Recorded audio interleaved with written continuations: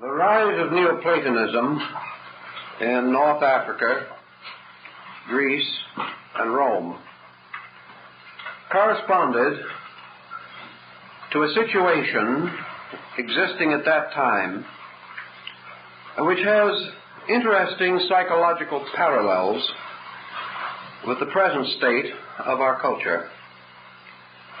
Recognizing that the first 5 centuries A.D. brought with them the greatest upheaval the ancient world had ever known, it is easy to understand why, under the pressure of these stressful centuries, men began to reevaluate their spiritual heritage. We recognize the gradual crumbling of the Roman Empire, the most powerful cultural unit that had arisen up to that time. We know that the glory of Greece, which was largely its intellectual and aesthetic glory, this glory had declined, leaving one of the proudest civilizations that we know naked to its enemies, the Romans. We also realize that the great dynastic structure of Egypt had collapsed, first under Greek pharaohs and later under Roman governors.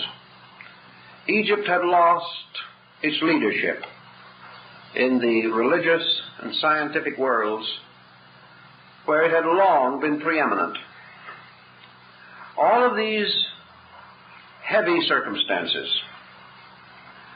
made it inevitable that the average human being should find himself confused, broken away from his old footings and foundations, apparently deserted by his gods, a prey to the selfishness and barbarism of his contemporaries, and with very little refuge against the tremendous storm that was rising in the Mediterranean area. We are much in this condition today, so far as the bankruptcy of our foundation concepts is concerned.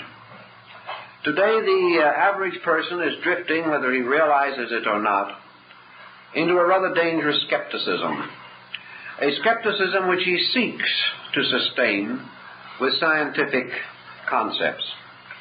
Actually, this skepticism, passing generally for a kindly humanism, is attempting to give us certain substitutes for an essential culture.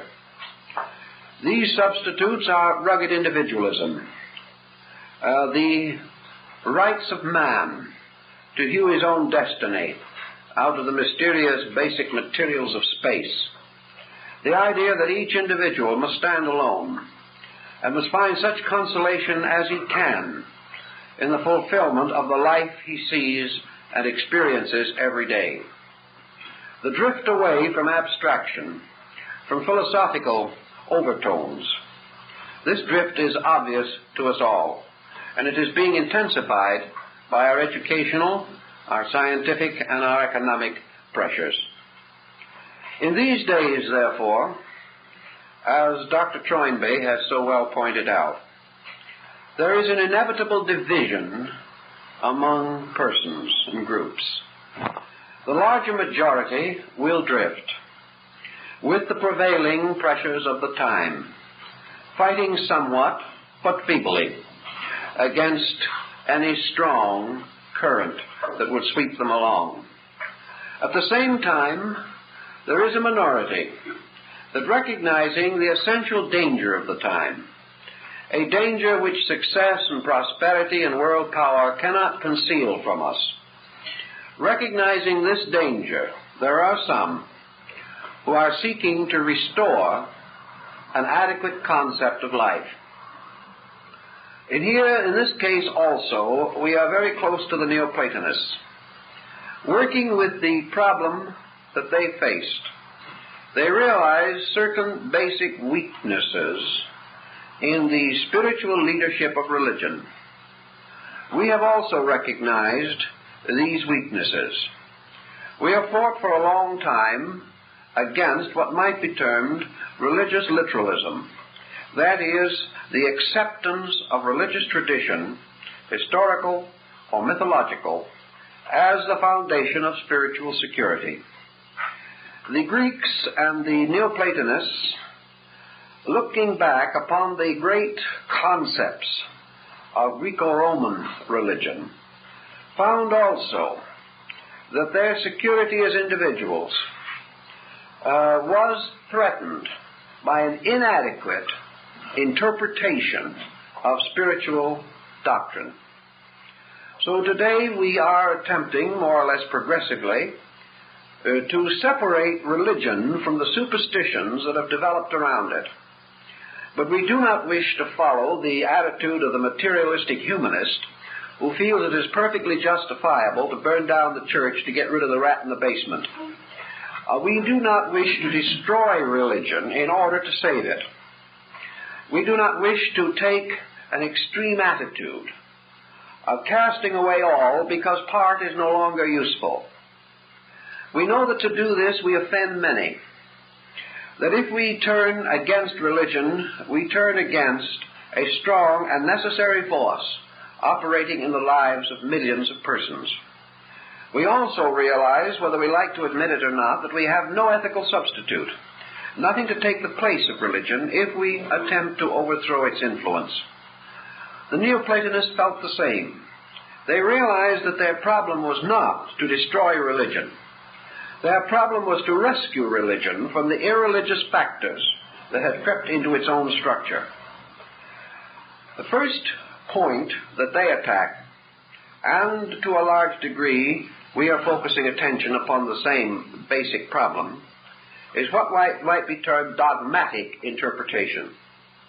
They realized that religion was simply more than obeying, more than accepting, more than affirming that a man was good merely because he accepted a prevailing doctrine.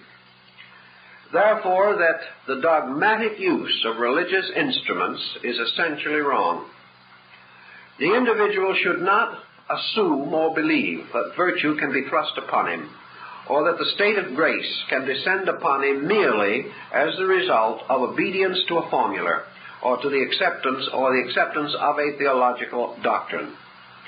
Neoplatonism, therefore, recognized the tremendous need for a religious house cleaning, that the purpose was to restore the natural faith of mankind, to recognize that this basic power of faith is one of the most positive and constructive forces, possibly the greatest incentive to essential cultural growth that man has ever possessed. Yet this faith has been exploited, not only intentionally but unintentionally. It has been subjected to centuries of overlaying with theology and with superstitions and with beliefs that are not an essential part of man's spiritual need. To meet all of these problems, the Alexandrian Neoplatonists sought for what they called a grand key for the restoration of the essential faith of mankind. Many works have been written trying to estimate the effect of Neoplatonism upon its own time and upon subsequent ages. The general consensus of opinion has been that this influence or effect has been tremendous, that it has been far beyond what might be assumed to be reasonable in relation to the comparatively small group of dynamic spirits involved in the school and its comparatively brief existence as an historical entity. Thus, it is assumed, perhaps correctly, that Neoplatonism was the training school of Christian theology, that nearly all of your important founding fathers within Christianity were Neoplatonists, that from the disciplines of this school they began to get an insight into the essential difference between religion per se and theology. And in their work they used the instruments, of course, most naturally available to them. Their background was the great religious systems of Greece and Rome, We have already gone into some detail concerning the interpretation and the story of the Greek theogony, how the tremendous pantheon of divinities came into existence, and how these divinities were thinly veiled embodiments or personifications of universal forces, principles, and laws operating in the universe. These principles were known to some. They were known to Plato. They were known to Pythagoras, and probably to Socrates. They were at least intuitively sensed by Aristotle, although his type of mind was not given as much to abstract speculation as was the mind of Plato. With the exception of a powerful group of leaders, however, it seems that the deeper orphic significance of religion was not too well known to the Grecians. They apperceived to a degree. They were initiated in certain rites. They sensed, as we sense, the sublime theology which rested beneath the surface of their fables. But as we have not been able, in 1950 or more years, to grasp the mystical, hyperphysical overtone of Christian revelation, so they were not able to grasp fully the deeper and more moving parts of the Orphic theology. Thus today, modern Christendom, influencing the spiritual destiny of at least a quarter of the population of the earth, is still not able, actually, to put into operation the essential parts of its own teachings. This was true of the Greek religion in general. Christianity looks back upon a small group of illumined mystics and idealists and dynamic human beings who took their faith and accomplished wonders even unto miracles. But this tremendous dynamic has not been generally conveyed to the world. It is not available in the life of the average person as a means of strengthening him against the various weaknesses and intemperances which affect our society. Thus, while we have in Christianity a wonderful metaphysics, we have a tremendous mystical theology. This, while acknowledged, while sensed, while portrayed to us in the great art of Leonardo da Vinci and Michelangelo, these great visionary values have never been able to move masses. They have never been immediately available to the individual in his hour of trouble. This does not mean that Christianity has not enriched him, nor does it mean that millions have not found consolation in their faith.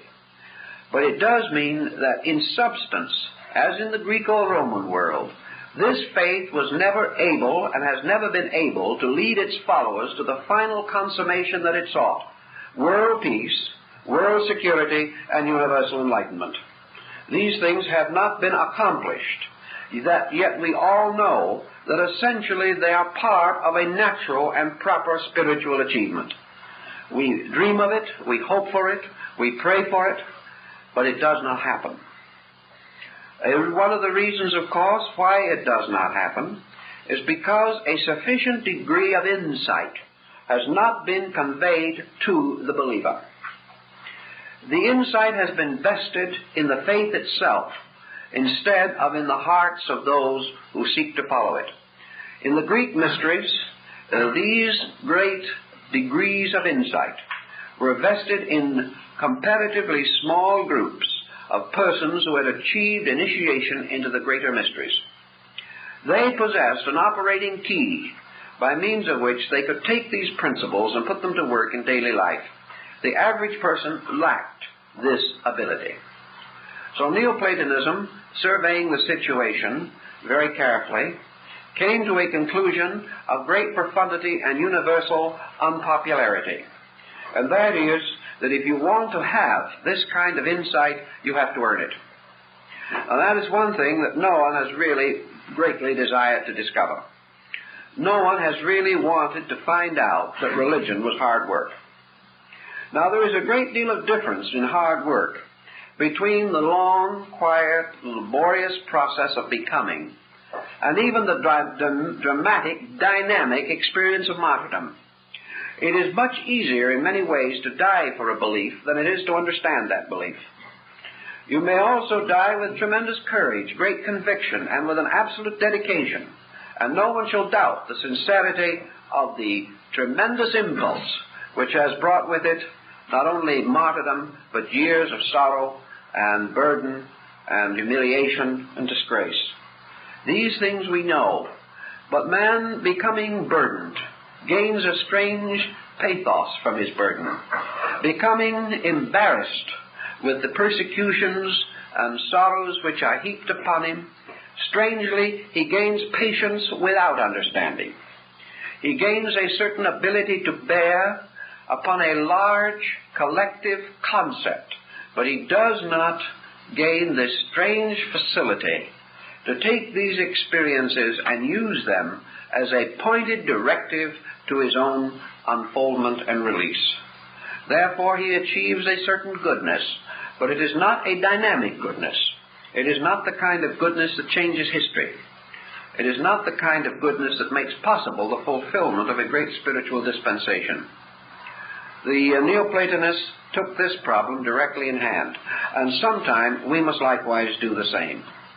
We have to begin to appreciate the tremendous importance of religious education, in the sense that it is not merely a believing, that it is not something that is conferred to us by birth alone, that it is not something that we can receive through the symbolic application of the sacraments, but that spiritual integrity and spiritual enlightenment must arise in the disciplined life of the individual in a kind of consecration which is wonderfully reasonable, wonderfully simple, and constantly penetrating toward the interior parts of beliefs and ideas. Without this, we do not gain the insight which bestows security upon the outer life of the individual. Our present psychological distress throughout the world, with our various phobias and neuroses increasing daily, these are testimonies to the lack of man's internal defense against spiritual ignorance. And without the development of the necessary armament, this ignorance cannot be removed. And someday, if we are not able to demonstrate that our religion has more values than we know, it will become vulnerable to the attacks of humanism, materialism, and other negative forces. Thus, we are now confronted with the problem of seeing how Neoplatonism took hold of the great cycle of classic mythology and attempted to show that it was a veiled scientific account of the regeneration of man. That all religion is merely a pictorialization, a revelation in form of that which is essentially formless, but is a way of life peculiarly significant, peculiarly reasonable, absolutely scientific, and demonstrable by those who will take the time and effort to fulfill its normal requirements. Neoplatonism took then the strong and definite stand that religion is not merely a believing. It is a schooling. It is a complete purpose. It is a way of life. It is something that from the cradle to the grave must be cultivated. Cultivated not merely through a series of unfolding acceptances, but cultivated through a series of dynamic adjustments between the individual and the world in which he lives. Although the Neoplatonists are regarded as mystics, they were really among the most practical and reasonable of philosophers. For they alone, perhaps, of all schools, emphasize that your attainment is not by learning, but that learning is merely the instrument of becoming. And learning that does not lead toward becoming, does not impel becoming, and does not create within the individual an uncontrollable enthusiasm to become. If these are not engendered by the natural course of faith, then that faith is inadequate, or at least has been inadequately interpreted. Neoplatonism then simply begins with this problem. No man can be saved by what he knows. This is something which perhaps might seem unusual in a philosophical institution. But Neoplatonism sought to break away from this way of measuring things, by which a certain smugness and contentment arose from the possession of knowledge, that the individual who became knowledge-ridden was by this virtue superior. This the Neoplatonist opposed bitterly. He declared that knowledge, unless it led to a purpose which justified its possession, was a detriment inasmuch as it led the individual to a false sense of his own achievement. The ignorant man is aware that he is ignorant, because he can in no way defend his ignorance, nor can he deny that those around him know more. But a man possessing knowledge, without the true key to knowledge, has also forgotten that he is ignorant. He has come to the conclusion that the kind of knowledge that he possesses is ultimate, that it is solutional, and that he has solved by knowing. And he is oblivious to the fact that having attained knowledge, as we understand the word, he is still subject to the inevitable vicissitudes of life, and like the most ignorant man, he is still born, still suffers, and still dies, and in the midst of his knowledge can put neither his house nor his life in order. This point is of the greatest significance to the Neoplatonist, that a man can know much and still live badly, that the individual can achieve a degree of knowledge insight which may cause him to be publicly applauded, yet at the same time in his private life is lonely, frightened, insufficient, frustrated, unadjusted. That such things can exist means, of course, only one of two things, namely that knowledge in itself is an illusion, or second, that the individual who believes that he possesses it does not possess it.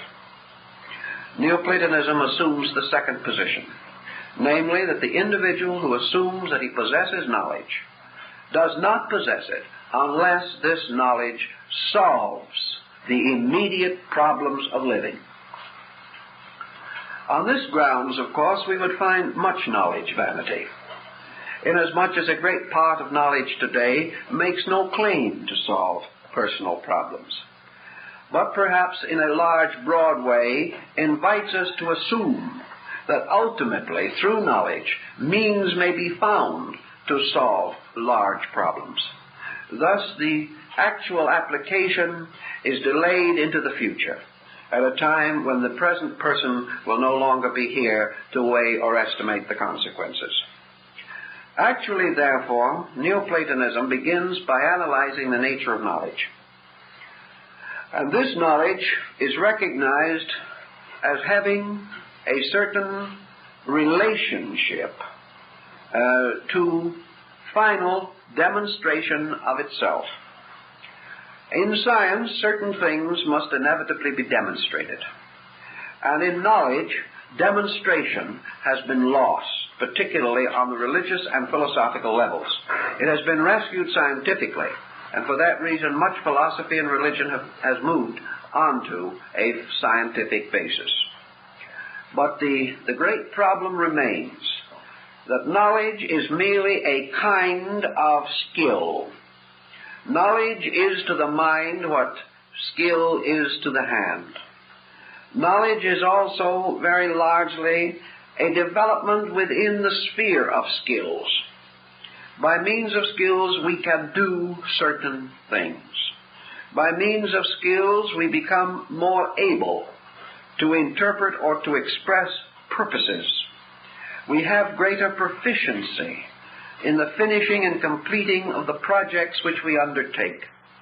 But all of this knowledge skill falls short unless with this knowledge is an adequate incentive by means of which we shall employ skill always for the achievement of an end superior to skill. Knowledge, therefore, as an end is illusion. Knowledge as a means to an end has value.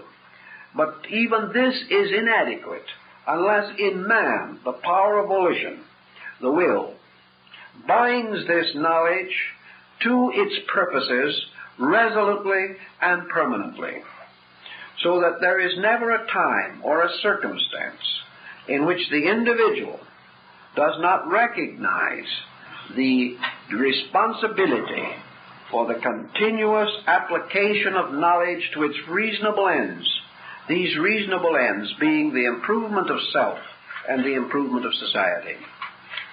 Wherever knowledge is allowed to remain unused, it turns upon the person who possesses it and changes him from a truth seeker to an arrogant egotist. The tremendous challenge, then, of knowledge is the ability to survive the process of learning, so that the individual, having achieved learning, will not have his incentives destroyed by his own achievement, and will not sacrifice the vitality of his dynamic capacities in the effort to inform or intellectualize his life. If in Neoplatonism, consequently, we are in the presence of this relationship, we know that these people borrowed all of their symbolism from the great religious systems around them. They were among the first, perhaps, to truly and fully experiment with the concept of a psychological universe, a universe in which every so-called fixed substance or element was merely a symbolic reminder of a dynamic, of a force or factor, itself invisible, but more important than the visible structure which depended from it. The universe of the Neoplatonists, therefore, was not a world of elements or a world of godlings, as in the more conservative systems of pagan theology. It was a world of symbols, of processes, of achievements, of attitudes, of relations between things. And in this system, your deities all become embodiments or personifications of attitudes. They become the way we think or feel about something. In this way, we realize that man lives in a world surrounded by attitude stimuli, and that within himself he possesses an almost infinite field of attitudes which can be stimulated and can be brought to the surface by the various processes of living. The Neoplatonist began to contemplate the divine powers of nature as divine dimensions of his own soul. He recognized a principle which we may basically term reason or rationalized intellect. He assigned this reasonable power to the deity Kronos, assuming that in this ancient Father God we have the common emblem of Father Reason, the root and ground of the rational power, and that from this rational power there suspended another power which can be regarded as the power of Zeus. This power now being intellectualism, which is a demiurgus or semi-ruler, a partial God. And in this mental principle, the Neoplatonists recognized a distinct separateness from the rational principle, even as they recognized a difference between intellectual and intelligible principles. About intellectual principles, thinking is possible. About intelligible principles, rationalization is possible. And the Neoplatonists divided between thought and rationalization. The next thing is that they had created a new instrument, which they termed the soul, or the psychic part of man. They did not devise the term, but they devised its peculiar relationship to the whole pattern. And they placed the soul in the relationship to the external life of man as suspended between the mind and the appetites. The appetites being particularly those phases of elementary function and concept which we associate with the physical requirements of the individual. The psychic life, therefore, was a bridge between body and mind, a bridge across which the individual passed from a state of comparative not knowing to a state of intellectualism. Now, this is not an entirely easy or natural transition to make, but according to the Neoplatonists, this part of man's journey was a collective journey in which the entire motion of society, the cultural life of man, was carrying him along, almost like a ship upon the surface of a heavy current, regardless of what man tries to do, regardless of his indolence or his industry, regardless of his faith or his lack of faith. Man is being moved from a physical to an intellectual life. And this is due to his soul, which is a series of pressures within himself, by means of which he is unable to remain in any state indefinitely. His soul moves him by fear, by ambition, by the gratification of his sensory desires, by his instincts, and to a measure by his intuitional overtones. The soul, in other words, is the part of man which will never let him remain as he is today. Even though his soul may apparently lead him into ways of error so that he becomes worse, this increase of his ignorance, presumably, is a dynamic chemistry by which the increase of his knowledge is ultimately inevitable. Consequently, regardless of how actively or passively he accepts life, how much he rejects, how numerous his prejudices and his opinions may be, how bigoted his emotions or his mind, the individual is being moved along inevitably by the total pressure of his kind, from the state of total ignorance to the state of intellectual integration. In our way of life, which is nearly 2,000 years later than that of this great transitional period, the intellectual life of man has certainly been strengthened. We perceive also the constant activity around him, the pressures that force him more and more to the state of knowing. I was talking not long ago to a young man who is now in one of our technological institutes, learning scientific profession relating to electronics.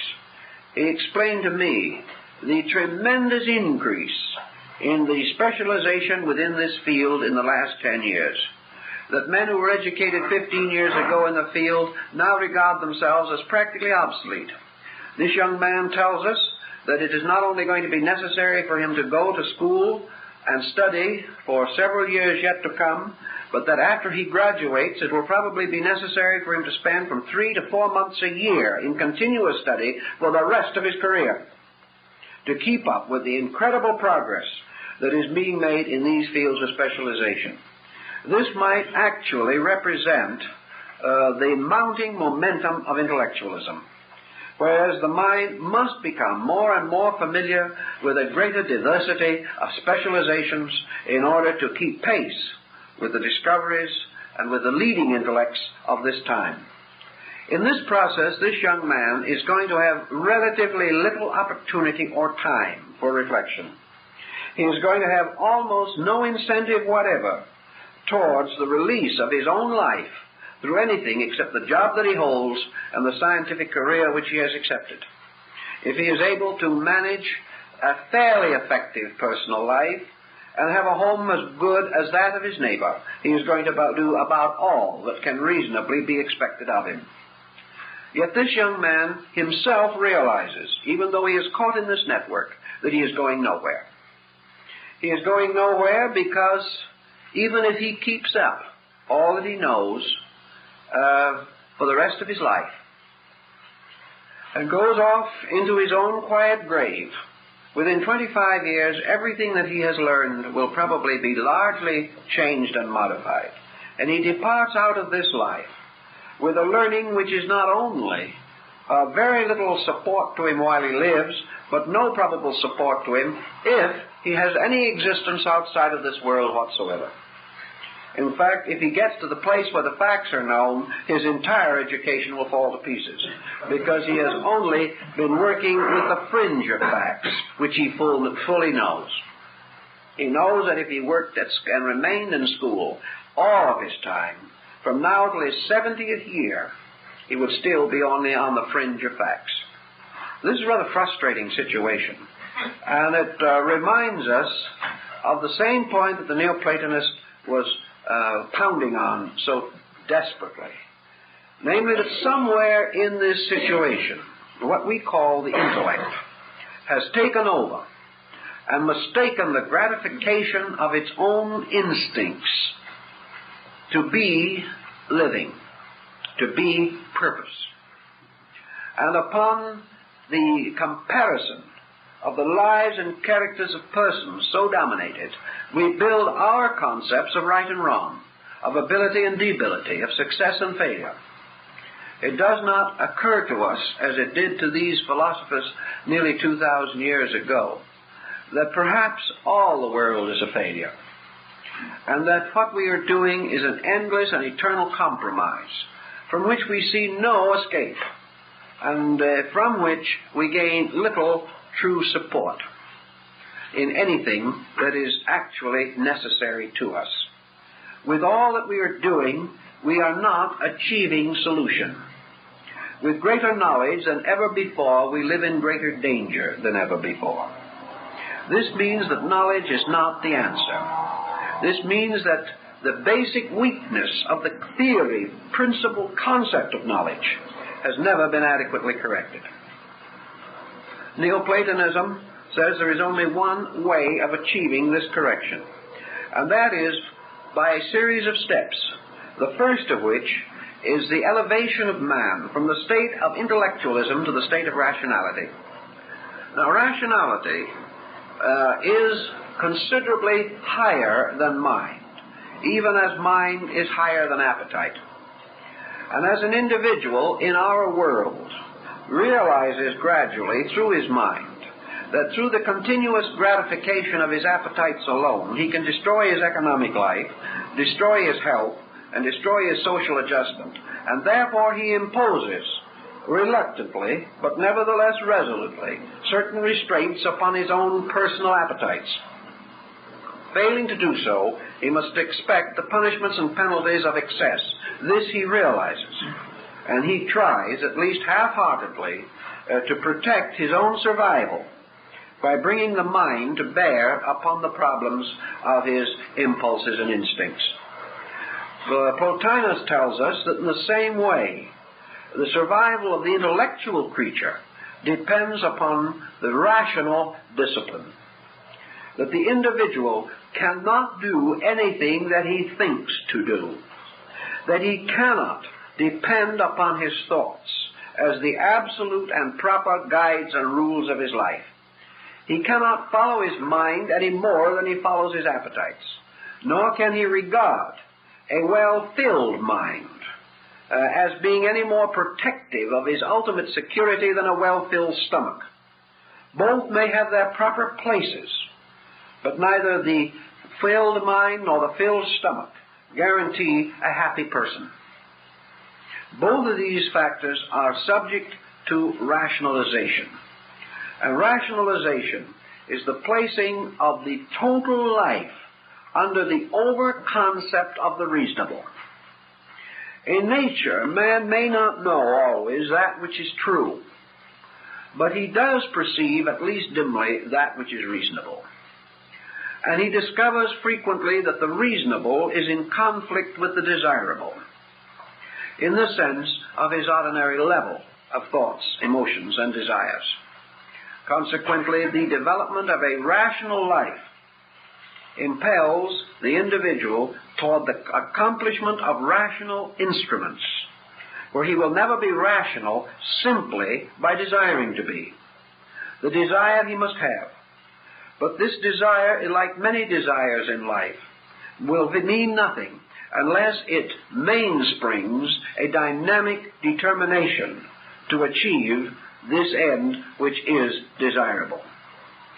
So Plotinus tells us that the development of man depends upon a series of natural disciplines imposed by society to a certain point, this being the discipline which brings with it ultimate intellectual integration. Then self-imposed disciplines, which must always be present, where the individual desires to transcend the common policy of his time. The moment the individual wishes to be better than those around him, and I do not mean this arrogantly, but in a sincere and natural desire to improve, if he wishes to live better than his times, better than his environment, or better than that standard which is defended by litigation or legation around him, in order to achieve this better standard, it is necessary for him to impose discipline upon himself. There is no one else to do it. And to achieve this end, without falling under some fanaticism or some theological discipline which may or may not be suitable or necessary, he must begin the process of self-government. The rational person must begin to live according to the dictates of reason. And reason in this case is much more than thought. Reason is a combination of thought projected through experience toward vision and insight. Reason, then, is actually man's determination from the known, that which is next or remains partly known. It is the thing which causes us today to plan for the future.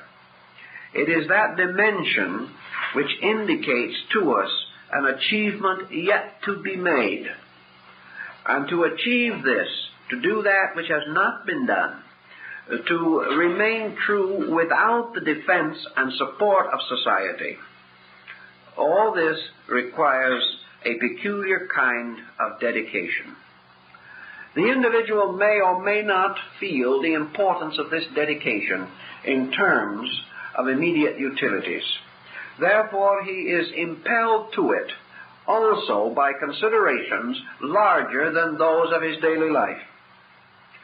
Religion gives him such motivations by reminding him of his moral duties, by reminding him of the divine will and the divine plan for man. And the religious person is impelled toward the cultivation of a higher moral or ethical life by the principles of his faith, which will offer him certain inducements, among these inducements being the protection and presence of divine favor, if he abides by those divine laws which transcend his normal instincts or desires. This may in itself be useful, but here he is again trusting his nature to a pressure which Plotinus does not primarily advocate. He can see why and how the religious person might have more inducements to become rational than other persons. But this is not his answer to this problem.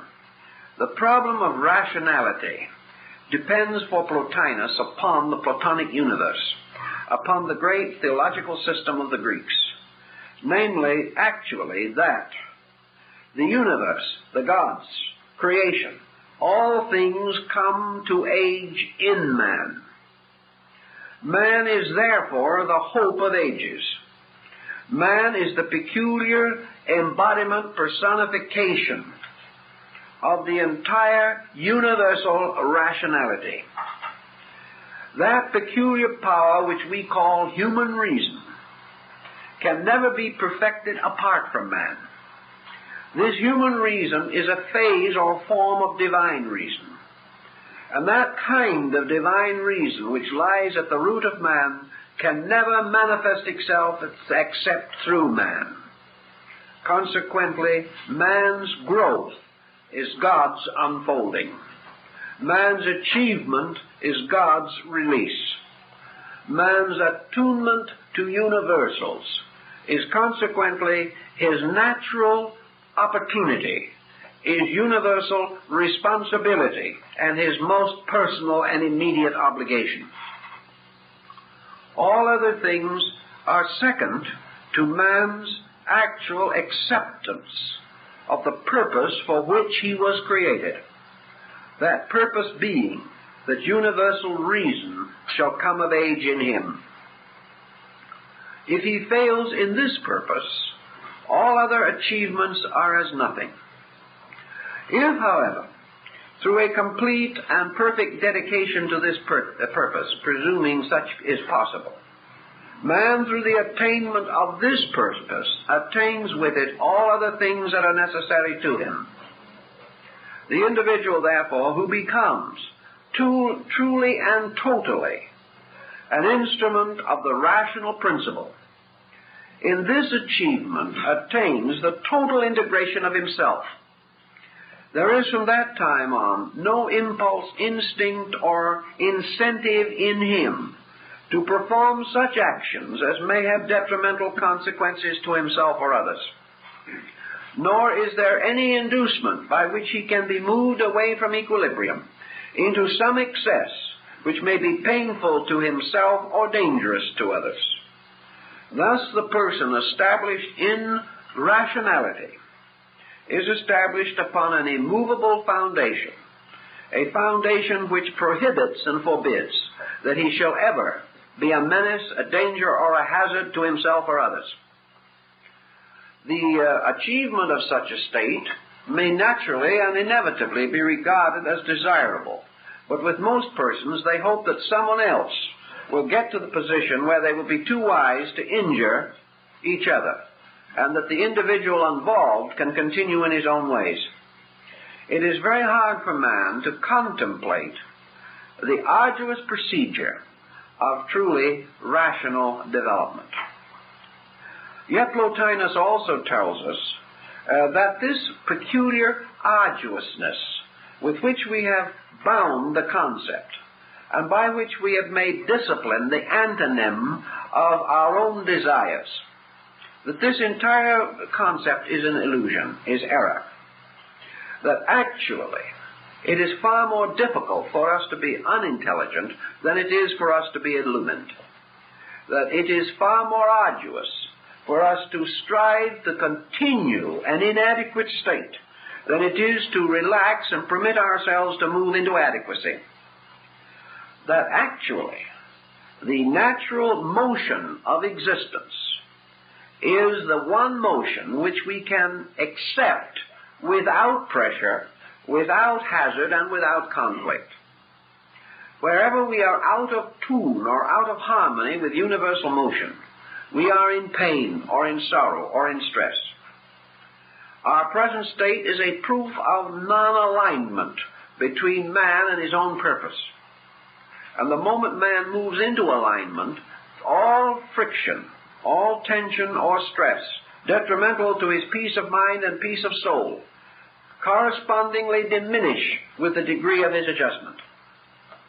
So Plotinus points out the importance of the rational way of approaching life. Then he takes the great expanded universe of the Greeks, the Gnostics, and the Egyptians, and shows that this universe is a kind of luminous sphere of adjustments, by means of which the individual ascends this ladder of the stars by a series of attainments within himself. That the universe is in reality levels and degrees of consciousness, and that man moves through these levels, and that as he ascends, he comes into spheres more compatible than those he leaves behind, and that the natural ascent of man, or the return of the traveler to his own home, is simply the restoration of universality in the consciousness of the individual by a series of disciplines which are referred to by the Neoplatonists as theurgical, or the use of the divine magic. This divine magic is the mysterious, God-given, miraculous faculty in man.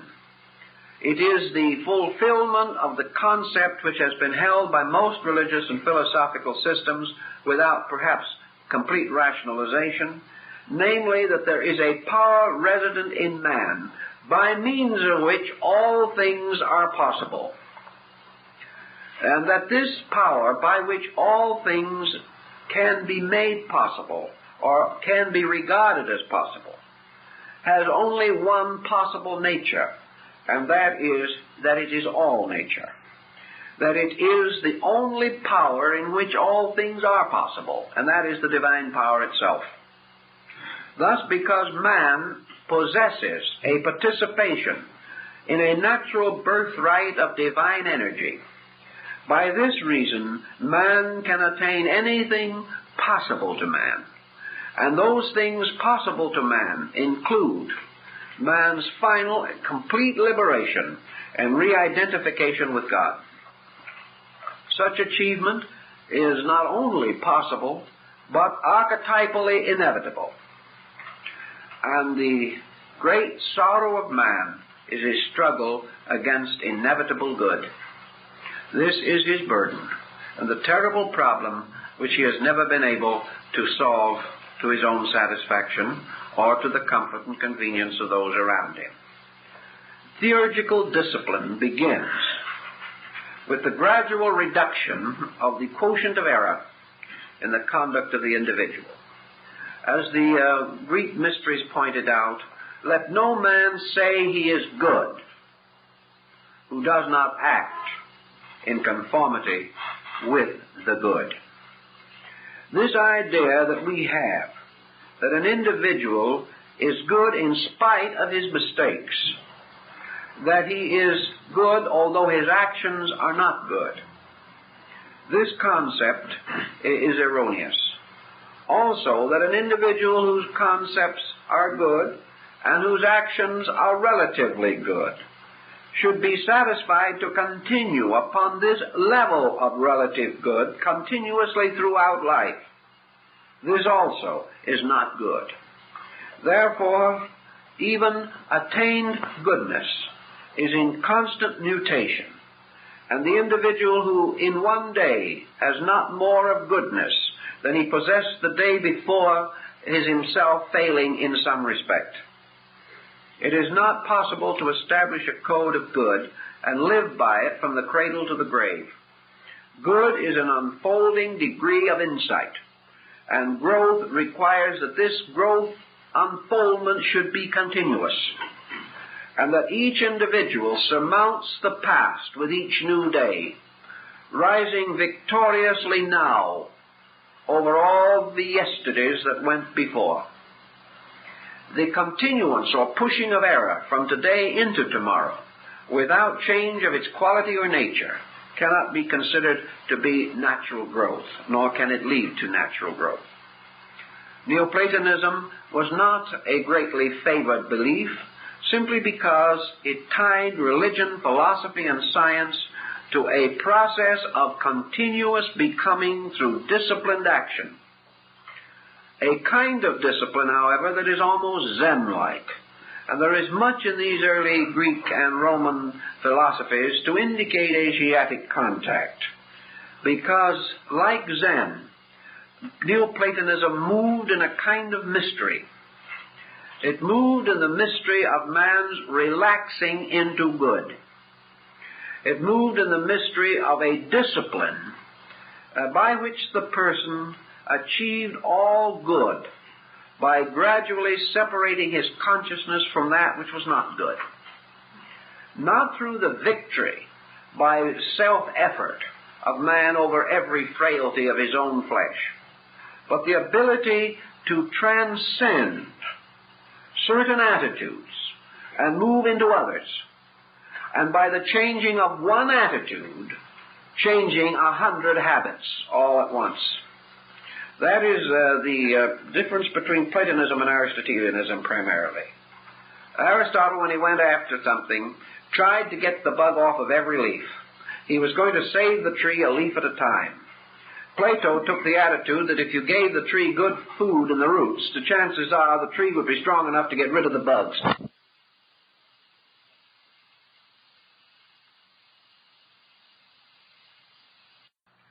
And that just as surely as the reasonable represents Cronus, so beyond the reasonable is the mysterious power of the good, which is Uranus, or Uranus, the mysterious god who was sacrificed and immolated in order that Cronus might come to his throne. Therefore, beyond reason is heaven, which was the symbol that Uranus represented. The great vistaed bowl of the sky, star-spangled with 100 million worlds. This was beyond reason. It was beyond the reasonable man to comprehend. Yet that which is beyond reason, that which is beyond thought, that which is beyond daily and constant experience of man, can this in any way be known? Can that which is beyond knowledge be known? Can that which transcends any faculty or power of our common experience be in itself known? Plotinus thought that it could be known, in a way. It could be known to man by means of an impact. Man looking up to the sky does not know the sky, but he wonders upon it and about it. And if he is a poet, he may feel a tremendous emotional surge from the majesty and mystery of this vast empyrean around him. To him the sky carries certain overtones: vastness, universality, profundity, mystery, majesty, sublimity. All these things moving in upon the individual result in the development or integration of a superior group of faculties. These faculties have to do with what the old physiognomists and phrenologists referred to as the faculties of sublimity. And sublimity is the impact of universals. Sublimity is this mysterious power which is ignored by the foolish, who can walk under the bowl of heaven from the cradle to the grave and find nothing in the sky above them except space and a few wandering stars. Sublimity, however, is something that reaches those in whose hearts and minds there is not only intellectual power, but a certain strange romancing instinct. Sublimity is for poets, for mystics. But poets, as we realize, are the prophets of races, that upon their early labors, more sober men later carve the mausoleums of people. For it is the poet who gives birth, it is the philosopher who buries the races of the earth. This concept has to Plotinus a great importance, namely that man can receive into his own nature something that is immeasurable, yet in its immeasurableness has that quality in it which, cutting through intellect and emotion, brings a common amazement to the child and the sage, an amazement which is the natural gift of the small child and the cultivated gift of the aged man, something that we outgrow in a funny way by becoming less than we were before. The child looks out upon the universe as the great adventure, mature man as the great disillusionment. And yet beyond this there must be something else the child is righter than the man, because the man has built a grave for himself in a universe in which there is no death. These kind of thoughts move Plotinus to the state, or to the concept, that there is, above reason, man's power to apperceive the simple substance of the good. Now, the good is a term which to us means very little.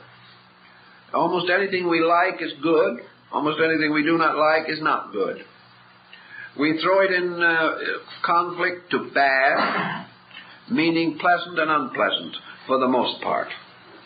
But to Plotinus there was a sovereignty of good of itself. And good is in some way one of the most profound experiences of which man is capable. Good is beyond reason. Good is something which reason may aspire to. Good is something without which practically every noble sentiment of man would perish. For all who labor sincerely, honorably, earnestly, labor toward the good, for the good, or in the spirit of goodness. Yet none can define this very substance of their own endeavor.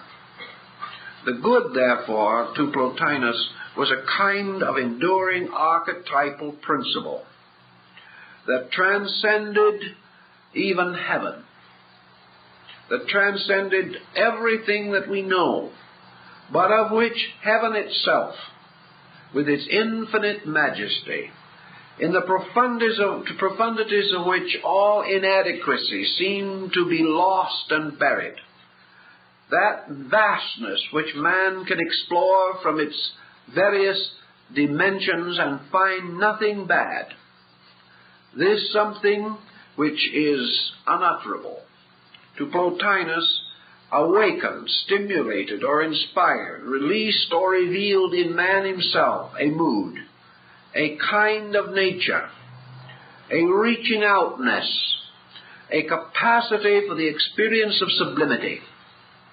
And Plotinus declared that this capacity was the ever-flowing fountain of the good. So behind rationality, we discover that the only purpose for reason is to discover the good. The only purpose for virtue is to live according to the good. The only purpose of beauty is that it shall reveal the dimensions of the good. The only purpose of happiness is that it shall cause us to experience a sensation of the good within our own nature. Therefore, instead of seeking to be happy primarily, man experiences happiness ultimately only to the degree that it is founded in good, that it produces consequences from itself which can never be contrary to the pleasure which we cultivate. Plotinus then said, how shall we experience or know this nature of the good? How shall we experience pure good as apart from its conditioned aspects, its negative expressions in our daily living? He realized that there is only one possible way that man can ever grasp or control or come to attunement with universals, and that is through a series of living instruments. He would have had no faith in the telescope and no faith in the microscope to accomplish more than to reveal to man other phases of a nature which extends in many directions, but which is always on a kind of level. Plotinus believed that only living instruments would be capable of achieving unity or experience within living forces. That these things cannot be communicated, they cannot be passed on as a priceless heritage, they do not need to be perpetuated by men because they are self-perpetuating. If there was not a good man for 1,000,000 years, goodness would not die. For the first good man who was born after that time would embody it again. That this goodness has a total existence in itself, but that its expression upon any level of function depends upon instruments upon that level. He therefore held that goodness is a sovereign principle in itself, and that those who approach it become like it. Those who become like it become endowed with its attributes and become capable of expressing these attributes in their own lives. Thus, growth is an approaching. It is man coming nearer and nearer to a substance. And to achieve this nearness, he is constantly required to become like this substance, for he cannot approach anything from which he is divided by difference. Therefore, he approaches by similarity and remains aloof by difference. Thus, only the good can know the good. Thus, only the good can experience the good. And regardless of what we think or believe, each individual is continuously experiencing the good as he is, sharing in that part of the good which he has attained by his own moral and ethical existence. But beyond his experience, he can approach the good only by the gradual extension through discipline of his own nature toward goodness, and toward the gradual elimination of interval by eliminating qualitative difference. This is the same concept that lies behind the principle of yoga. For in the highest phase of Hatha Yoga, Raja Yoga, we are confronted with the great problem of similitude. We mentioned in the last lecture the discussion of sympathies between gods and men, as held by the Greeks. The Neoplatonists held this sympathy to be true, a kind of fact, namely that nothing similar can be divided, and nothing dissimilar can be united. Therefore, all things seeking reality must become themselves real. All things desiring union with peace must of themselves become peace.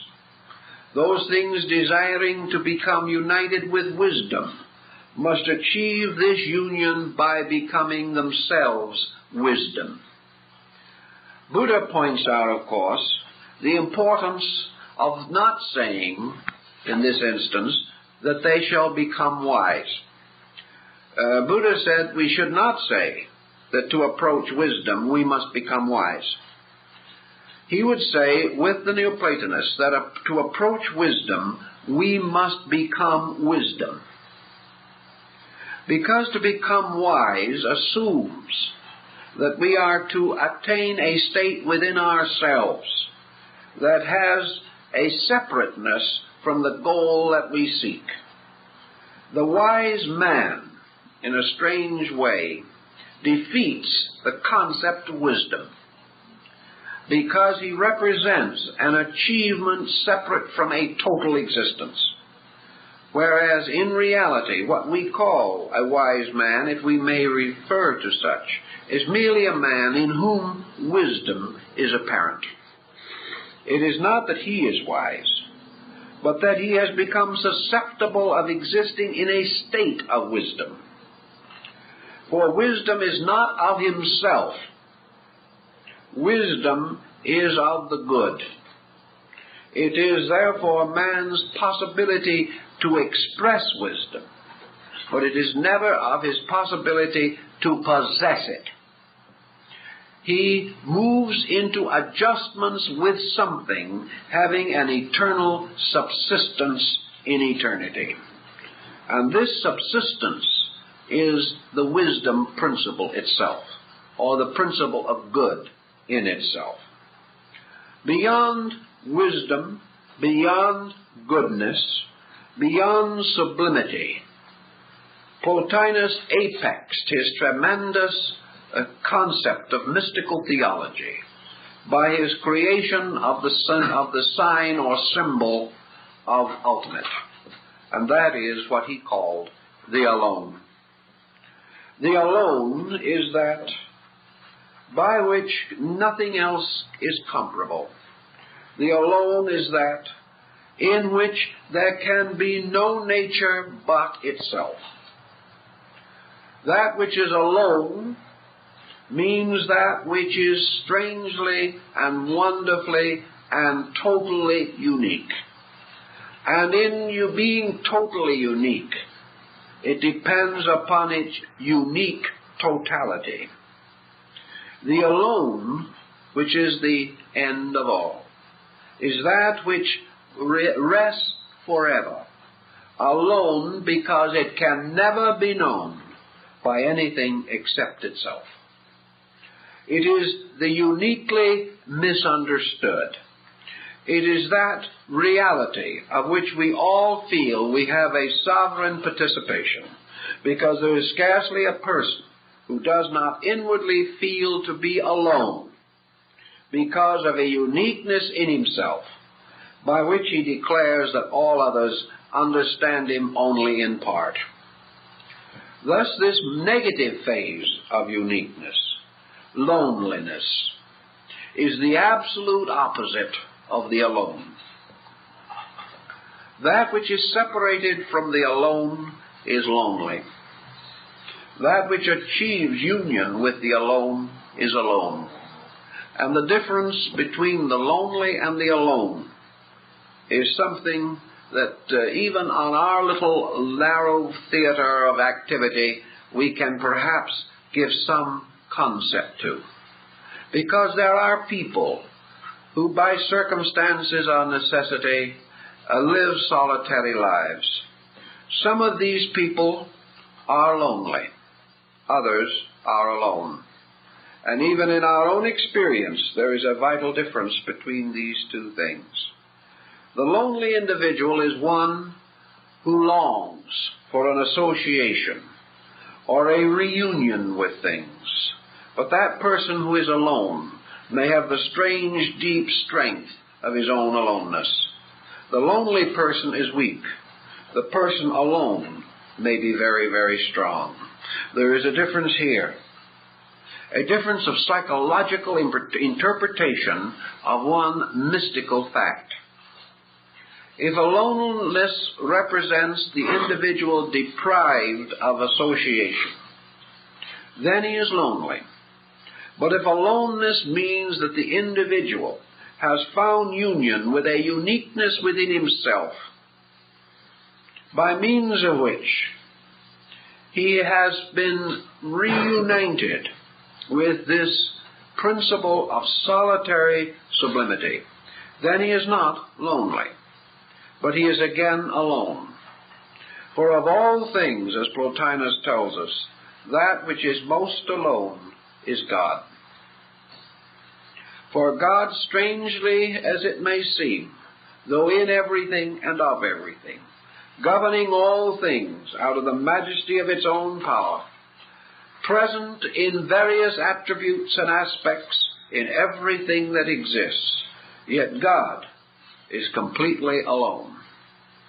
And the reason why this is true is that the divine flame or spark in the life of every creature is unknowable to every other creature and unknown by that creature itself. Therefore, it remains completely isolated, completely alone. The last thing that any man will ever know is the God in himself. Therefore, the deity, though ever present, remains the most distant, remains the most completely separate from all things.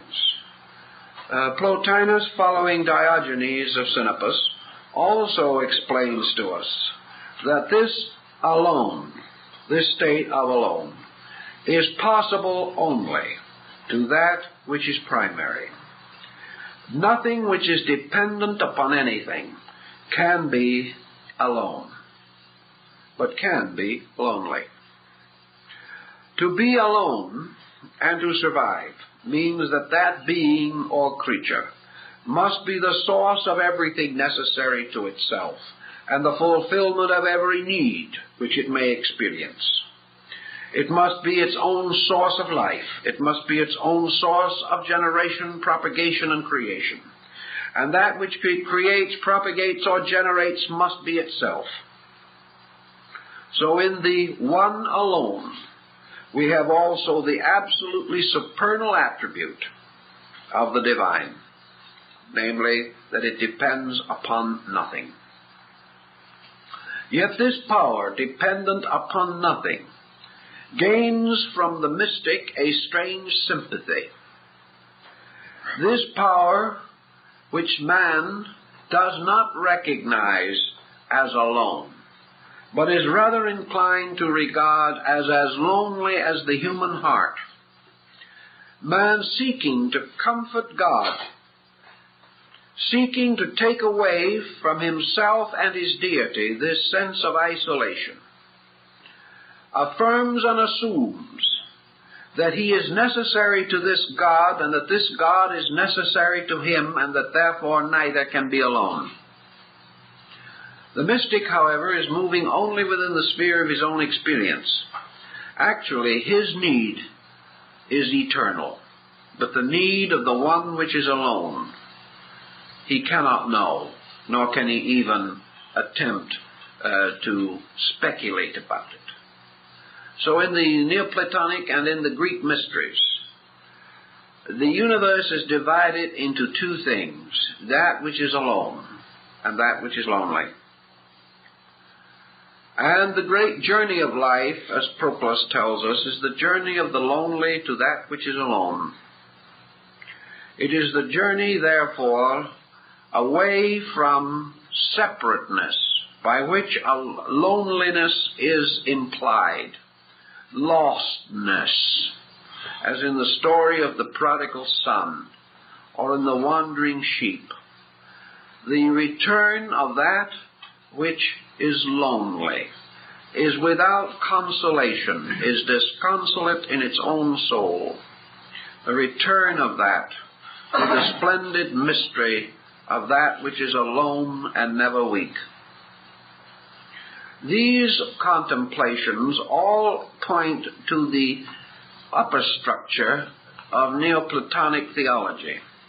They point out that all rational contemplation, all inspirational, intuitional, illuminal contemplation of the principle of the rational and the principle of the good, that all of this leads to a final, higher mysticism and impels us to include Neoplatonism among the great systems of revelational knowledge.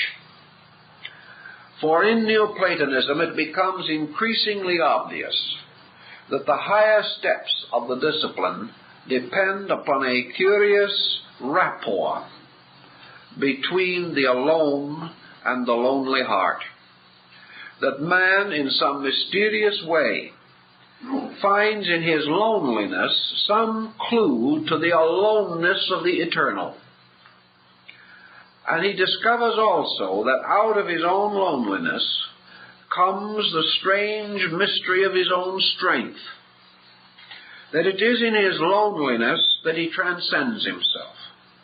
That it is in this loneliness that the false consolations of an illusional existence fall away. That in loneliness man must face himself, must experience the needs of his own inner life. And his loneliness tells him of the emptiness of his own core. It tells him that he is without center.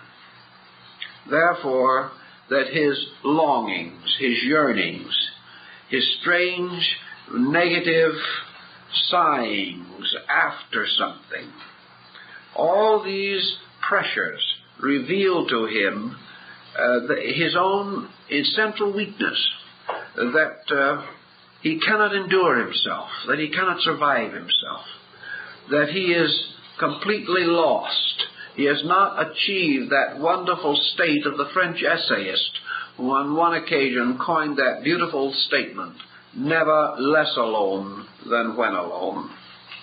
This difference is the motion toward the inner life. This is the motion which causes man gradually to orient in a sphere of transcendental values. It causes him to realize, first of all, that he can go through all of the so-called achievements of man and still remain lonely. And this loneliness is the hunger after eternity, as Bamy calls it, the hunger for the eternal in man. It is the thing which probably symbolically gave rise to such stories of the prodigal son returning to his father's house, or the Gnostic hymn of the robe of glory. Here we have the wanderer, struggling through a strange and desolate region, sustained only by the half-remembered vision of a better, distant place. Here we have Parsival, the knight of the Grail, who had been cast out of the castle because he was a young and guileless fool, who was not apparently able to understand, but ever having seen the strange sacrament of the Grail, he devoted his life to the long, distant, difficult wanderings to find again the castle which first he had not appreciated or understood.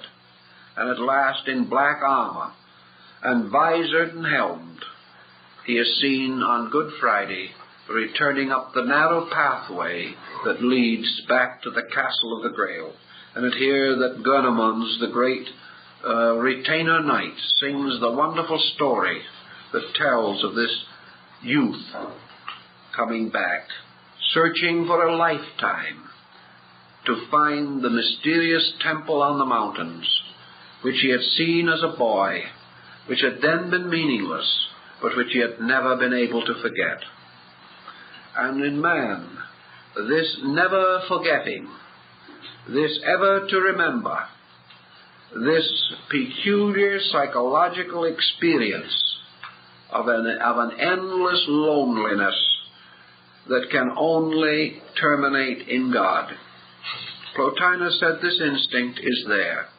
It is an instinct so strong that this is the great instinct. This is the great pressure which moves all human beings. Whether recognized, unrecognized, served or not served, every human being is lonely until it is returned to the alone. Disciplines, therefore, begin to take on a rather quiet, almost note of pathos. They are this gentle seeking after a very gentle mystery. For this mystery is never going to be spectacular. It is never man conquering space or riding out on some strange cosmic conveyance into the distant places of immeasurable time and eternity. It is the pilgrim going home. Home out beyond the stars or within the stars and everywhere. And that this true one alone that waits is everywhere, in everything, covered and crossed by this distance of man moving from loneliness toward that which is alone, which he discovers its nature by his own privation, so that he comes to discover deity as something which has about it a quality of ageless yearning, something that was undoubtedly far beyond the concepts of that time. But it was a very deep and noble concept toward which Plotinus tried to inspire his students and disciples. Thus the universe became the sphere of these great desires.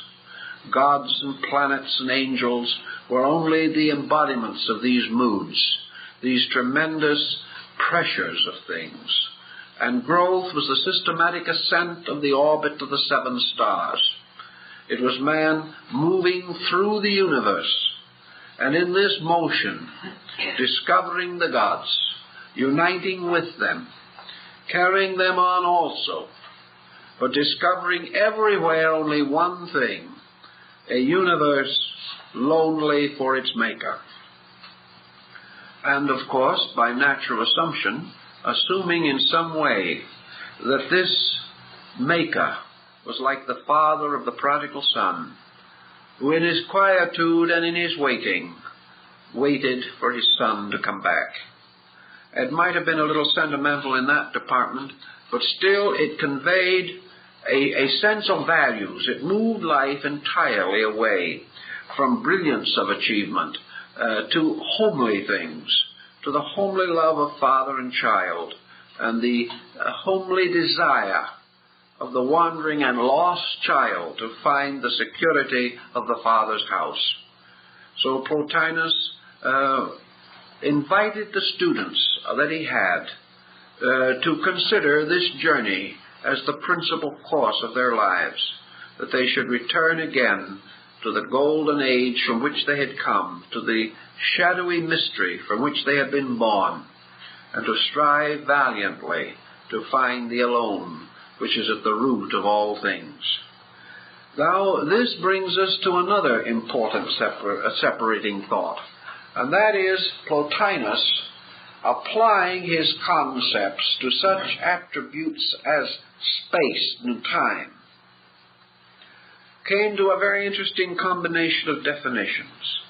To him, space is man's symbol of the alone, and by the same analogy, time is man's symbol of loneliness. Time and space, therefore, are loneliness and the alone. Time is the measure of the great journey of the home seeker.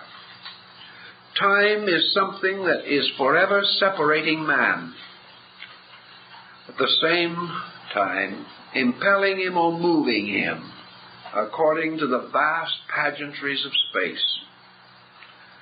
Space, therefore, being the alone, is the only self-sufficient form of existence.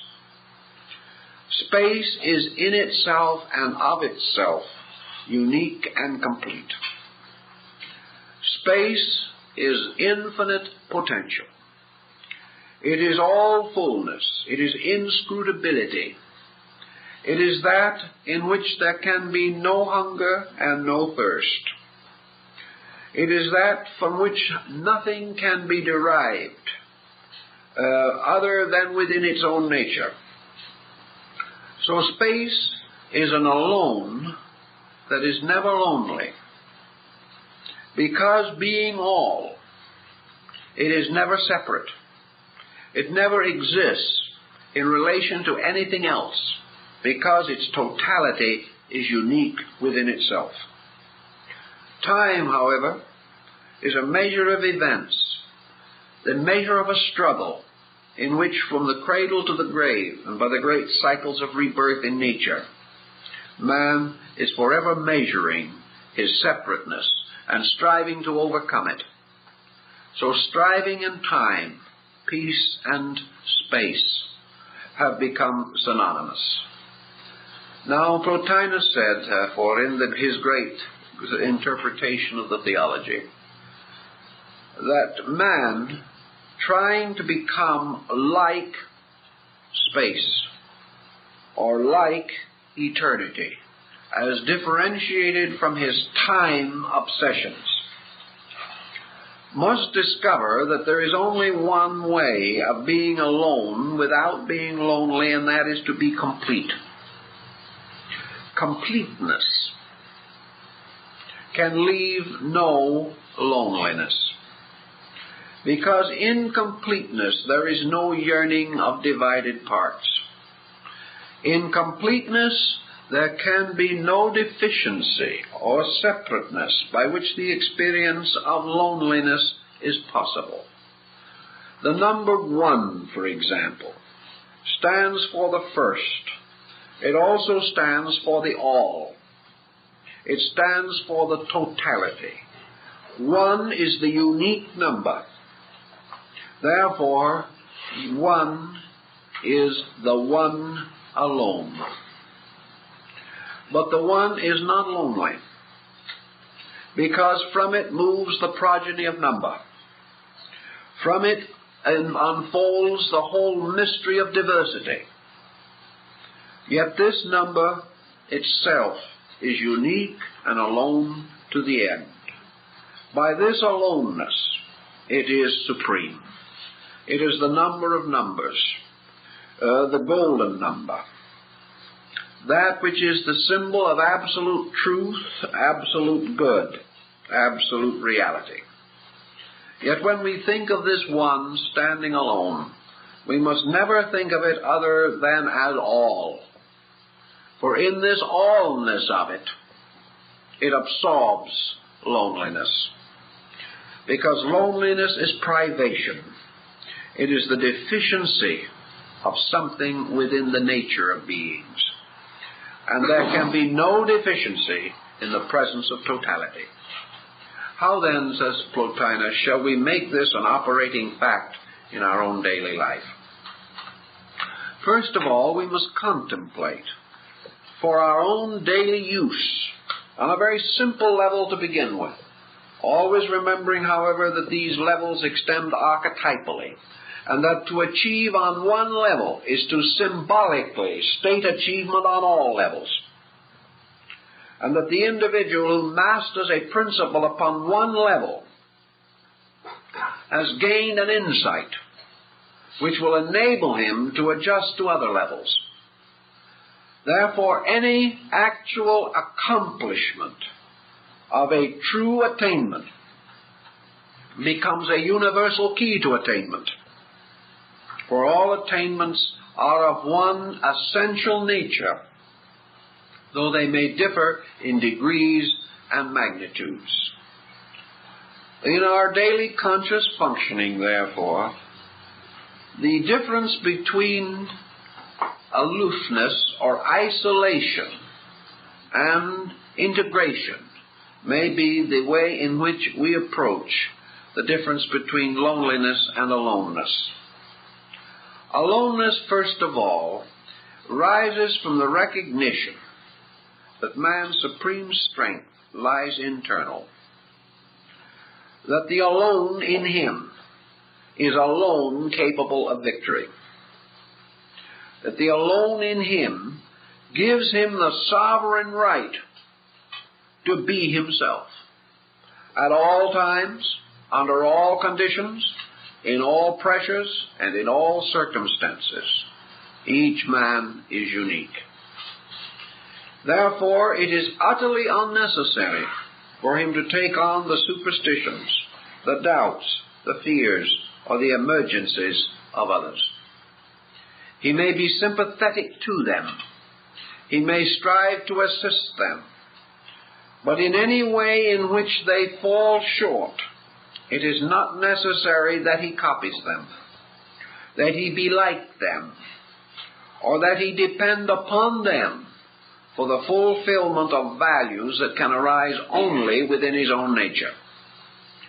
Man's aloneness in its internal uniqueness makes man superior to time and place, makes him superior to the dogma of 100 cults, makes him superior to all laws known to man, and at the same time makes him superior to any action contrary to that which is right or reasonable. Therefore, the man who is superior to law is not the lawbreaker. The individual who never breaks the law is superior to the law. The individual who never becomes involved in that which is less needs, therefore, not to pass through certain circumstances through which we commonly pass in our daily living.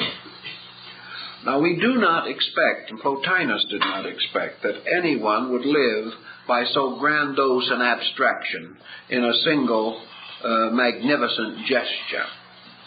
He recommended a series of gentle, slow, processes of exploration and experimentation within the self, realizing that our weakness is in the sense of our isolation, and our strength is the sense of belonging, that the individual feels greater courage when he is with others, or is with the power of a superior force. Then the individual should realize that his supreme strength is when he is with the core of his own purposes. That in every case his orientation means that he shall be in the center of himself. That his orientation means that he shall in himself find that refuge which he is forever seeking elsewhere. Plotinus recommends that men recover from the illusion that anything, anywhere, anytime can make them happy, and also from the equally serious delusion that anything, anywhere, anytime can make them unhappy. Unhappiness or happiness depends upon man's internal understanding of the difference between loneliness and aloneness. The lonely must always be unhappy. The alone is never unhappy. That which is lonely is yearning for the communion with value. The alone is that value. Therefore, each person consists of a group of members, attitudes, emotions, and the 7-8-fold cycle of his own soul, having within his nature many lonely beings, depending upon the alone in him for their security. The mind, emotions, all of the instincts, appetites, and attitudes of the individual depend for their validity and for their integrity upon the basic strength of the core person. Your whole life, as the lives of those around you, is to a measure involved in the core strength of yourself. Plotinus did not believe, materialistically speaking, that a person's own ego is that core, or that this individual must depend totally upon his own isolated efforts. To Plotinus, this alone, this core, is God, the supreme power, but experienced and known only through the personal experience of the individual, moving and moved by his longings and his yearnings and his aloneness toward this union with value. So that wherever the emergency arises in our own thinking, that we seek this core point, and in seeking it, we achieve it in only one way, and that is, as Plotinus points out, by a disciplined means of letting go of error. The Platonic theology, later the Neoplatonic, therefore again states the point that we have made so many times, that it all bases from one simple concept that we have in the Scriptures, namely, be still and know that I am God. Through stillness, through this mysterious power to retire, by making this wonderful night journey of the soul, man attains the incredible and yet inevitable end, namely, that he can retire into the complete uniqueness of himself and rest there upon the wind of ages. That he becomes, by this very virtue, immovable in virtue. That he becomes in this way so filled with the grace of the alone that he is incapable of a destructive or evil action. That he is also incapable again of experiencing disorientation. And today our great problem is disorientation. And most disorientation is one form or another of fear, and most fear in human life depends upon this peculiar sense of loneliness. Loneliness is the root of fear. It is the strange sense of being orphaned from space. Loneliness is insecurity. It is confusion. It is the individual like the small child wandering about in a sea of stars, all strangely distant and mysterious. Loneliness is man living in a world of matter and looking around him and finding nothing but forms and never their souls. Loneliness is a human heart in a mechanistic universe. Loneliness is man's natural love of good in an unmoral universe, a universe he has created out of his own attitude toward life.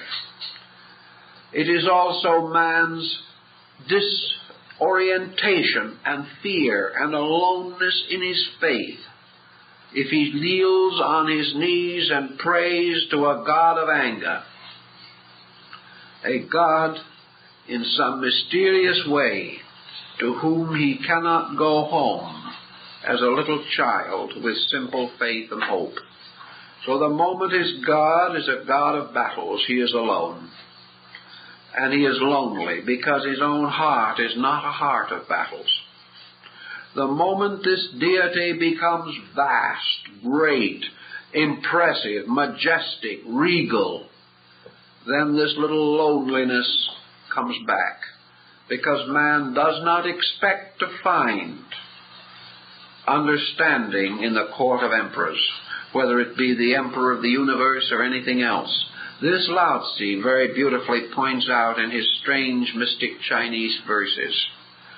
Man seeking for this which is alone is therefore never seeking the splendid.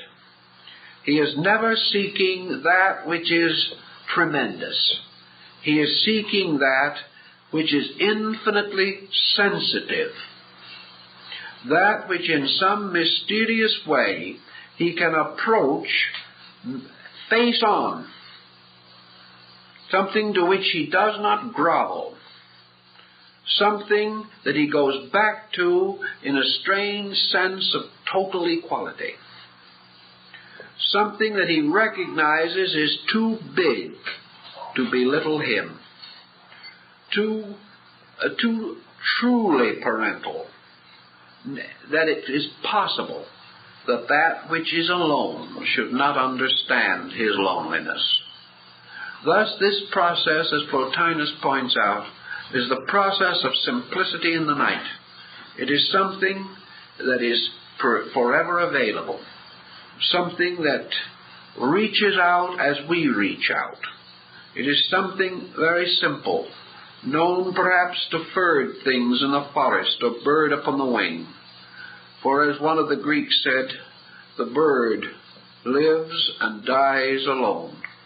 The animal lives and dies alone. Is it lonely? That we do not know, because it is possible that it is only our own minds and the peculiar complex of our human genius that makes it possible for us to be lonely. It is quite possible that to these things that have much less of security than we will ever know, the mother bird guarding her eggs in a world of enemies, with no one to protect, no skill to build with, and no knowledge as we know to protect with, only some strange instinct, an instinct to live or die with that nest, and that nest the universe, and the whole universe bound into the sovereignty of this simple task. Is that bird ever alone? That we do not know. But we have strange, mysterious suspicion that it is not.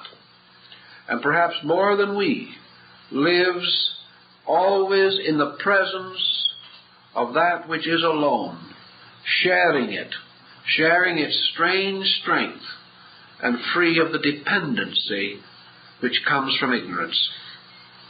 So our aloneness is something that we can experiment with to discover the strange strength of it, and that as we make use of this strength, we have a new dimensional experience of God. The God of the alone, the God that comes alone to the alone, that which is utterly independent of priest or presbyter, that which is only available as the immediate experience of consciousness. It is evident that this type of thinking left Neoplatonism a frail little group of persons in a world that did not even know the meaning of the things that he taught. But through the passing of centuries, the world has become a little more lonely and a little more tired, and perhaps therefore a little more capable of understanding the true mystery of life, which is this journey toward the peculiar and wonderful security of identity with that which is simple and alone, that which is our strength, that which is our endless source of life and courage. Now, this whole concept and everything that relates to it, and far more than we can possibly mention, arose from the Greek theology. It was the final flowering, the sad, gentle flowering that followed the mystery of the age of Pericles. The golden age had passed away and was a shadow. Men had fallen into aloneness and loneliness both. The gods had returned to high Olympus. The saints no longer walked the earth. The sages had departed. And humanity, lonely for happiness, lonely for truth, lonely for love, reached out across the mysterious void left by the departure of the gods, and began to muse, to contemplate, and finally came to this understanding that religion had never changed at all, that the gods had not departed, that nothing had actually changed except that man had become afraid, had become tired, and in his fear and tiredness had dissolved the golden age. That in the place of it he lived in an age of iron, an age of fear, an age of loneliness, because he could no longer see the gods, could no longer know them immediately, because he saw more clearly the hatreds of his fellow men. Plotinus was convinced that the great theology never changed, that 10,000 years ago or 10,000 years into the future, the relation of man and divinity would be the same, unchanging forever, and that the great process of human growth would always be the same, this motion of the lonely heart to union with the aloneness that is strength. That in this motion, man discovered again all the glories of the heavens, all the wonders of the angels, all the mysteries that had been locked from the day of creation. For he discovered it simply through his own gentle adjustment with it. And his gentle growth, his quiet, kindly search as the child seeking to be understood. In this way, man learns to understand. Plotinus tells us this story, tries to help us to understand it, and leaves it to us as his heritage. And I think beyond any question of doubt, it is the noblest heritage of the Golden Age. It is the heritage that consummated a wonderful era of glory and religion, glory that led to darkness, but left behind it the brooding and mooning strength of this great and mysterious power, abiding forever, waiting and hoping, and this vast circumference of growing things, longing to go home, longing to be one with that power. Call it escape if you will, but to him It was the symbol of the natural, inevitable purpose of life, namely that man should seek understanding and love, and seek it only where it is, that is, in the universal consciousness of God.